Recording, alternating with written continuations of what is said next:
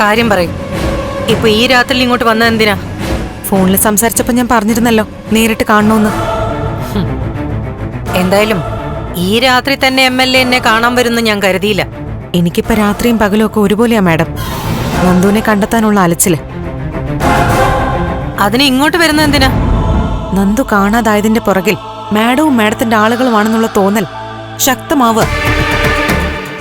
മുൻപ് തന്നെ 2 വട്ടം മാഡം നന്ദുവിനെ അന്വേഷിച്ച് ചന്ദ്രത്ത് വന്നിരുന്നു. അതിലൊരിക്കൽ വീടൊക്കെ പരിശോധിച്ചു.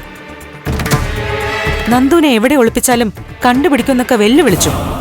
അതെ, അതൊക്കെ ഉണ്ടായി. പക്ഷെ അതിന്റെ മറവില് നിങ്ങൾ എല്ലാരും കൂടി നന്ദനെ ഇങ്ങോട്ടേക്ക് മാറ്റിയതല്ലേ? അവസാനം കളി കാര്യമായി. ഇപ്പൊ നന്ദനെ കാണാതായപ്പോ അതൊക്കെ ഞാൻ ചെയ്തതാണോന്ന് സംശയം. SP വരെ വിളിക്കുന്നു. ആ വക അഭ്യാസങ്ങളൊന്നും ഇങ്ങോട്ട് വേണ്ട ദേവിക. MLAക്ക് ആള് മാറിപ്പോയി. അടവും അഭ്യാസവും കാണിക്കാനൊന്നും അല്ല മാഡം വന്നത്. അതിനായിരുന്നെങ്കിൽ MLA എന്ന് ബോർഡ് വെച്ച വണ്ടിയിലേ ഞാൻ എത്തുമായിരുന്നുള്ളൂ.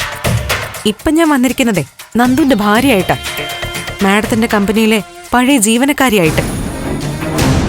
എന്നുവെച്ചാ ഋഷിയുടെ മരണം ഒരമ്മ എന്ന നിലയിൽ മാഡത്തിന് താങ്ങാൻ പറ്റുന്നതിലപ്പുറം വിഷമിപ്പിച്ചിട്ടുണ്ടെന്ന് എനിക്കറിയാം.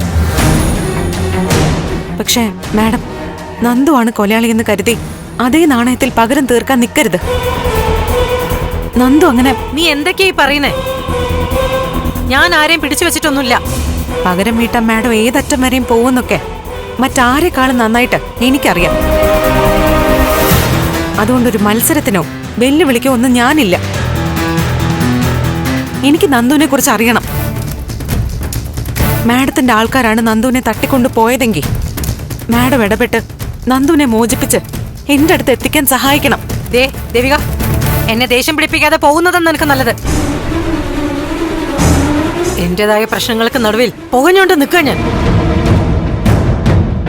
അതിന്റെ ഇടയിൽ വന്ന് എന്നെ കളിയാക്കാൻ നിന്നാലുണ്ടല്ലോ, അരുന്ധതി ആരാന്ന് നീ അറിയും. ഞാൻ പറഞ്ഞില്ലേ, മാഡം ആരാണെന്ന് എനിക്ക് നേരത്തെ തന്നെ അറിയാം. പക്ഷെ എന്നെ കുറിച്ച് മാഡത്തിന് അത്രയ്ക്ക് അറിയില്ല.